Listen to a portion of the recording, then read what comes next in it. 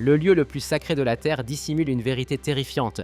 Récemment, une équipe d'archéologues est parvenue à accomplir ce qui était longtemps considéré comme impossible.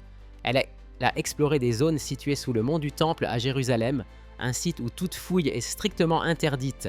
Grâce à des analyses assistées par intelligence artificielle appliquées à des données de radar à pénétration de sol, les chercheurs espéraient découvrir des vestiges du temple de Salomon.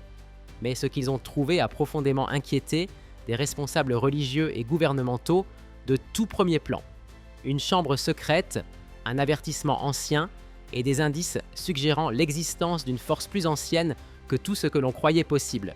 Cette découverte est décrite à la fois comme plus importante que tout ce que l'on aurait pu imaginer et comme profondément effrayante. Elle touche au cœur même de ce en quoi des milliards de personnes croient.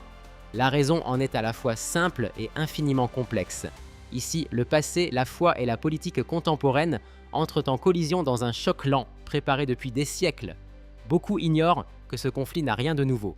Dès les années 1860, un officier britannique audacieux nommé Charles Warren arriva à Jérusalem. Il travaillait pour le Palestine Exploration Fund et cherchait des preuves matérielles des temples mentionnés dans la Bible. Bien entendu, il ne pouvait pas simplement se présenter sur l'esplanade du temple avec une pelle et commencer à creuser. Pour contourner cet obstacle, Warren décida de passer sous le mont du temple.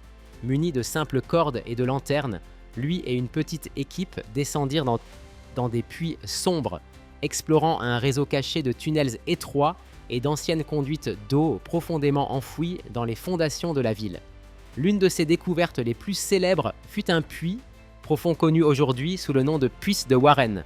Certains chercheurs pensent que les soldats du roi David auraient pu utiliser un passage similaire pour pénétrer discrètement dans la ville. Les explorations téméraires de Warren révélèrent qu'un monde caché existait littéralement sous les pieds des habitants. Mais lui aussi finit par atteindre une limite infranchissable. Le mont du Temple lui-même ne pouvait être touché. Les autorités religieuses et locales interdirent qu'un seul bloc de pierre soit déplacé. Déjà à l'époque, comme aujourd'hui, il était clair que ce lieu était trop sacré pour être traité comme un simple site archéologique. Depuis lors, le mont du Temple demeure interdit aux fouilles. Pour le peuple juif, il s'agit du lieu le plus saint du monde. C'est là que se dressait autrefois le premier temple de Salomon, puis le second temple. L'emplacement exact du Saint des Saints, où la présence divine était supposée, résider demeure aujourd'hui inconnu. C'est pourquoi de nombreuses autorités religieuses juives déconseillent même de marcher sur l'esplanade, par crainte de fouler accidentellement le point le plus sacré. Les fouilles sont donc totalement exclues. Pour les musulmans également, le site revêt une importance capitale puisqu'il abrite la mosquée Al-Aqsa et le dôme du rocher. Ils croient que c'est de là que le prophète Mohammed entreprit son ascension céleste. Depuis des siècles, une administration musulmane, le Waqf, protège le mont du Temple. Toute tentative d'exploration extérieure ou de fouille serait perçue comme une attaque directe contre leur héritage religieux. Un tel geste pourrait être interprété comme une volonté d'affaiblir le lien des musulmans avec ce lieu sacré. C'est pourquoi le mont est resté intact et son passé largement dissimulé. Au-delà de sa dimension religieuse, le mont du Temple est également un lieu politiquement extrêmement sensible. Depuis la guerre des 6 jours en 1977, Israël contrôle la sécurité du site. Toutefois, l'administration religieuse y reste entre les mains du Waqf islamique. Cette répartition inhabituelle du pouvoir crée un équilibre fragile. Israël contrôle les accès, tandis que le Waqf régit la vie religieuse quotidienne. Cet accord délicat a permis d'éviter des conflits majeurs jusqu'à présent, mais chacun sait qu'il pourrait s'effondrer à tout moment. Une erreur, une déclaration politique malheureuse ou un geste jugé provocateur pourraient déclencher instantanément des protestations massives et des violences. Dans ce contexte, l'archéologie devient bien plus qu'une science. Elle se transforme en outil de confrontation politique. Chaque fragment de poterie, chaque pièce de monnaie, chaque mur mis au jour peut être utilisé par l'un des camps comme preuve de ses droits historiques, tout en affaiblissant les revendications de l'autre. C'est précisément pour cette raison que le mont du Temple demeure inaccessible aux fouilles. Il renferme une histoire essentielle pour les Juifs, les musulmans et les chrétiens. Pourtant, bien que cette histoire ne soit enfouie qu'à quelques centimètres sous la surface, le mélange explosif de religion et de politique empêche toute exploration directe. Alors, qu'a-t-on réellement découvert récemment ? les résultats inattendus d'un vaste projet de tamisage. Pendant des décennies, les experts n'ont pu que spéculer sur ce qui se trouvait sous le mont du Temple. Le site était trop sacré, la situation politique trop tendue. Les secrets du premier et du second temple semblaient voués à rester inaccessibles pour toujours. Mais à la fin des années 1990, un événement survint qui fut d'abord perçu comme une catastrophe avant de devenir le plus grand coup de chance archéologique de l'histoire de Jérusalem. Tout commença par un projet de construction non autorisé. Sans aucune supervision archéologique, près de 400 camions de terre furent retirés du mont du Temple et déversés sans précaution dans la vallée du Cédron toute proche. Pour les historiens et les archéologues, ce fut un cauchemar. Ils savaient que cette terre n'était pas de simples gravats. Elle constituait une archive historique inestimable, remplie de traces de milliers d'années d'activité humaine, désormais mélangée et rejetée comme un déchet. Tout semblait perdu à jamais. Des indices précieux du passé, des connaissances irremplaçables, dispersées et endommagées. Pourtant, deux archéologues déterminés, Gabriel Barquet et Zaki Dvira, refusèrent de s'y résigner. Ils eurent une idée aussi simple que brillante. En 2004, ils lancèrent le Temple Mount Sifting Project. La terre rejetée fut transportée vers un site spécialement aménagé à Jérusalem, où fut créé un vaste laboratoire en plein air. La méthode était simple. La terre était versée sur de grands tamis, puis lavée à l'eau jusqu'à ce que seuls les éléments solides restent visibles. Pierres, fragments de céramique et minuscules objets apparaissaient peu à peu, chacun porteur d'une histoire. L'aspect le plus surprenant du projet était que tout le monde pouvait participer. Familles, touristes, étudiants et habitants locaux furent invités à aider. Des personnes sans aucune expérience archéologique se retrouvèrent soudain en première ligne de la recherche. Des enfants d'école s'exclamaient de joie lorsqu'ils découvraient une pièce que personne n'avait touchée depuis 2000 ans. Des visiteurs venus du monde entier nettoyaient avec précaution la terre collée à un fragment de céramique qui avait peut-être appartenu au Jérusalem de Salomon. Des gens ordinaires devinrent ainsi, l'espace d'un instant, archéologues, et les résultats dépassèrent toutes les attentes. Au fil du temps, plus d'un demi-million d'objets furent mis au jour. Oui, près de 500 000 artefacts sauvés littéralement des déchets. Un grand nombre d'entre eux dataient effectivement de l'époque du premier temple, la période attribuée au règne du roi Salomon. On y trouvait des fragments de bols, de jarres et de pots utilisés dans la vie quotidienne, ainsi que des morceaux de lampes à huile qui éclairaient autrefois maisons et espaces sacrés. Parmi les découvertes les plus impressionnantes figuraient de petits seaux en argile appelés bulai, qui servaient à sceller des documents officiels. Certains portaient les noms de familles sacerdotales mentionnés dans la Bible. La distance entre le texte et l'histoire se réduisait soudainement. Ces noms ne représentaient plus de simples figures abstraites issues d'écrits anciens, mais des personnes réelles ayant vécu et travaillé au temple. Les trouvailles ne s'arrêtèrent pas là. Les archéologues mirent également au jour des pelles à encens en bronze utilisées dans les rituels du temple, des bijoux, des poids en pierre et même des fragments de récipients en pierre destinés aux rites de purification datant de l'époque du Second Temple. Ces objets, fabriqués selon des règles religieuses strictes, témoignaient d'une pratique cultuelle très développée.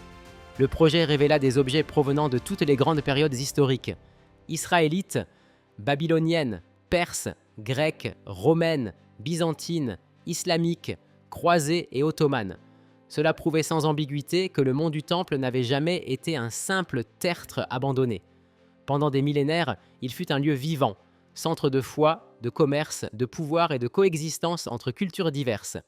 Cette profusion d'artefacts fit du projet de tamisage une sensation archéologique mondiale. Même si le mont du Temple lui-même restait intouchable, la terre arrachée à sa surface avait fini par livrer son histoire, elle.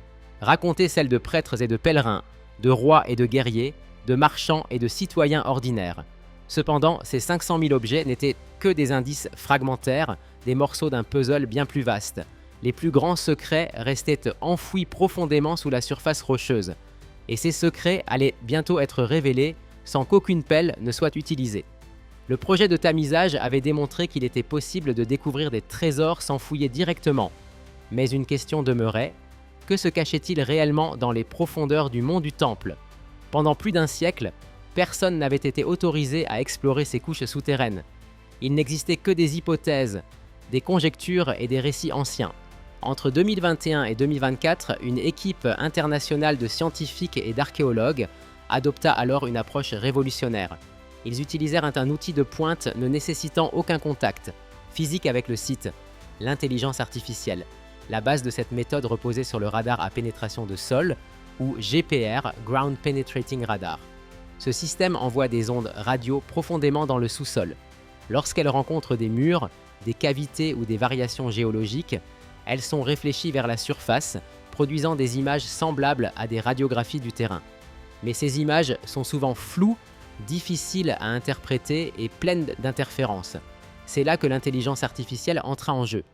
Les chercheurs alimentèrent l'intelligence artificielle avec d'immenses volumes de données, de nouveaux relevés radars, mais aussi d'anciennes cartes topographiques et des plans issus d'expéditions britanniques menées près d'un siècle auparavant. Ces documents historiques contenaient des informations précieuses sur des tunnels, des citernes et des structures souterraines déjà connues, mais jamais pleinement comprises. La mission de l'IA consistait à relier toutes ces données, à repérer des corrélations invisibles à l'œil humain et à identifier des motifs dissimulés. En superposant les anciennes cartes aux scans modernes, des modèles étonnamment précis commencèrent à apparaître. Une méthode similaire avait déjà été utilisée avec succès pour détecter des chambres cachées dans la grande pyramide de Gizeh sans déplacer une seule pierre. Pour la première fois, cette technologie était appliquée au site le plus sacré et le plus sensible de la planète. Les résultats purent être rapides et spectaculaires. Le radar révéla des structures géométriques d'une précision frappante, enfouies profondément sous le rocher. De vastes cavités apparurent, trop régulières pour être naturelles.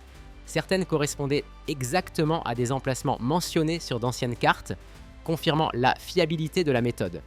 Des lieux que l'on ne connaissait jusque-là que par des croquis approximatifs prenaient enfin forme sur les écrans.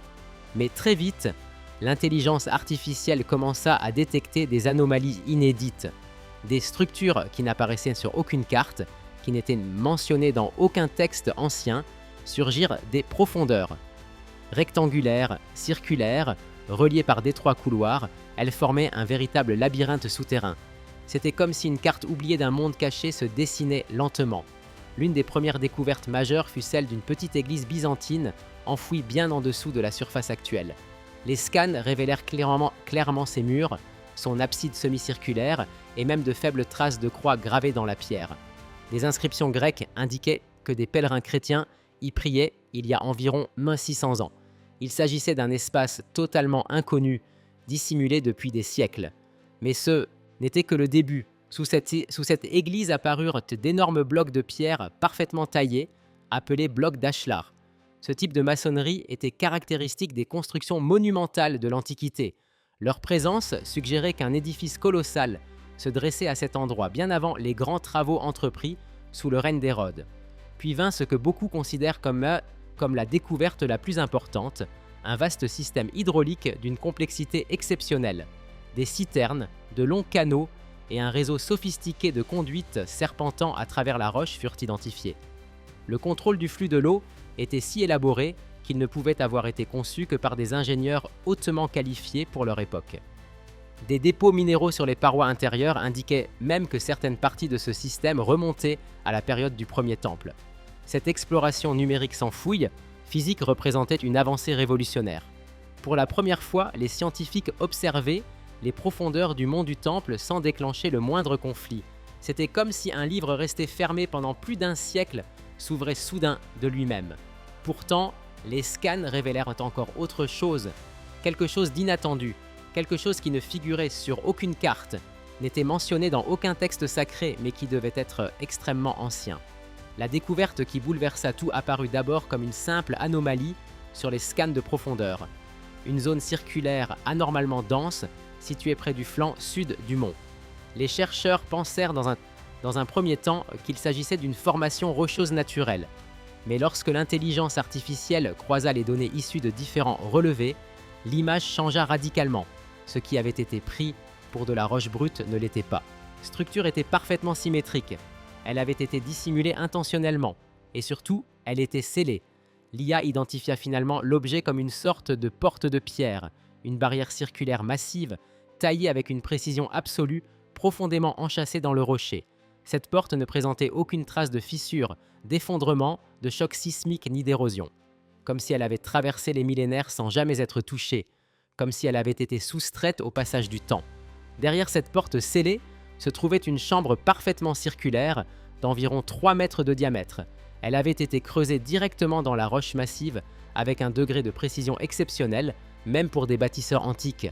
Les scans ne révélèrent ni fissures, ni signes d'instabilité, ni la moindre trace d'intervention humaine ultérieure.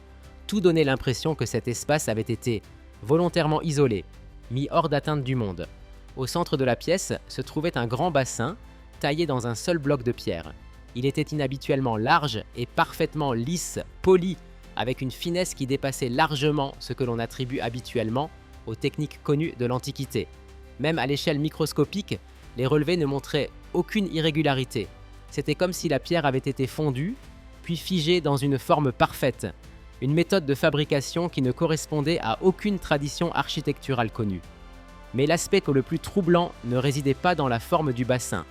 Ce que les scans révélaient à l'intérieur était bien plus inquiétant. Quelque chose se trouvait dans le bassin, quelque chose que les chercheurs ne purent identifier immédiatement. Les retours de l'intelligence artificielle étaient étrangement contradictoires, comme si elle tentait d'analyser un motif ne figurant dans aucune de ces bases de données. Les signatures détectées n'indiquaient ni clairement une matière organique, ni un métal, ni même de la pierre. Les relevés semblaient défier toute classification connue. C'était comme si l'objet émettait une réponse qui ne correspondait à aucun matériau recensé dans les archives historiques ou scientifiques modernes. Plus les chercheurs tentaient d'affiner l'analyse, plus les résultats devenaient instables. Les algorithmes produisaient des variations incohérentes, comme si le signal lui-même se modifiait en fonction de l'observation. Certains membres de l'équipe parlèrent d'un phénomène de saturation des données. D'autres évoquèrent une interaction encore incomprise entre la structure et les ondes du radar. Une chose cependant était certaine, ce qui reposait dans ce bassin avait été déposé là intentionnellement. La chambre avait été scellée avec soin. Le système hydraulique voisin ne la desservait pas. Aucun accès secondaire n'était visible. Tout indiquait que l'endroit n'avait pas été conçu pour un usage quotidien, ni même rituel au sens traditionnel. Il s'agissait d'un lieu de confinement. Et plus les experts analysaient les données, plus une conclusion dérangeante s'imposait. Ce qui avait été enfermé là n'était pas simplement précieux ou sacré, c'était quelque chose que l'on avait voulu isoler, quelque chose dont on avait voulu empêcher le retour à la surface.